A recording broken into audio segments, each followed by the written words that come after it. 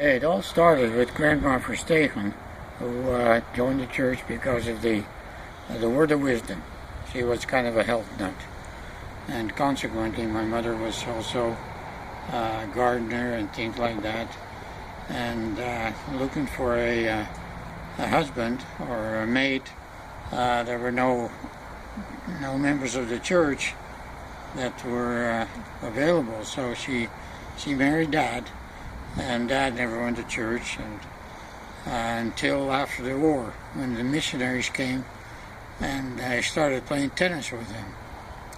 And so then he joined the church too. So after so many years, I worked for Uncle Pete for 5 years, and then they wanted to go to the United States to be married in the temple. So, and they told me, we would love to have you go with us.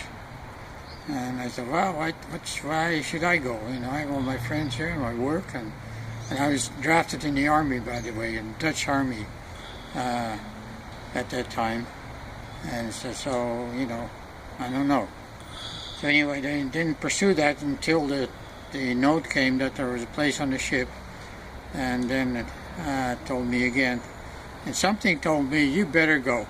You know, whatever it is, you better go. So I got a deferment from the Army to go to the United States, and we got on the ship. It was the Leerdam in Dutch freighter with passengers combination. There were 12 passengers on the boat, and we ate with the captain and the crew and things like that. And there was another Dutch couple, the Pleziers, who I did not like at all. They were going also to be married in a temple, and we always had problems together, and the captain threatened to throw us overboard because we were making so much problems. And then we landed 13 days on the ship. We landed in New York and went through Ellis Island, and I remember the person at the you know, when we went in, I asked Dad, what did you do in Holland? And Dad said, well, I was a retoucher, and we made banknotes and postage stamps and all that stuff. And then he said, kind of smiling, you know, well, guys like you, they're either working for the government or in jail. And so then we went from that to 3 days on the bus, and that was the worst travel I ever had. I hated that bus. I told myself, I'm never going to get on another bus. Then we went into Huntsville, where our what do you call it?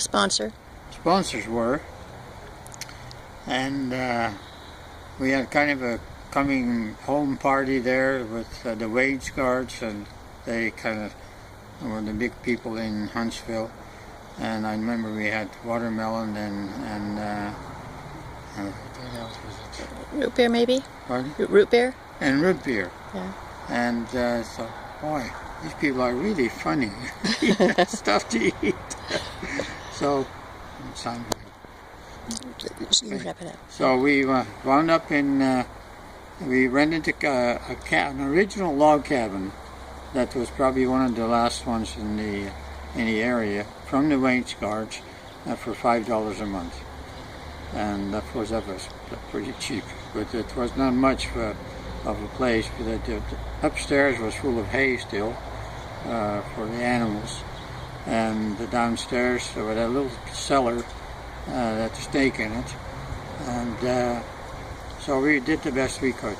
And after a while I thought, it's not so bad. I worked for the farmers and and I got in the ranches and the horses and the cattle. And I remember one time I was on a horse ranch, and I saw the owner came in with a note that said, I'm trying to get this horse, and he's really a stinker, and if I catch him, I'm going to sell him for $25 to the meat market. Mm-hmm. And so I told him, well, if I catch him, could I have him for $25? And he looked at me so funny, and I said, yeah, sure. It took me 3 days. between work to catch that horse with a lasso, with a rope. And I've seen that on the movies, you know, how to do that. So anyway, so that was my start in the United States, and then things became better after a while, because then I was drafted in the army and got to Korea. I went there for 2 years and came back and wanted to live in the mountains and build a cabin, and then I met Emma and everything changed.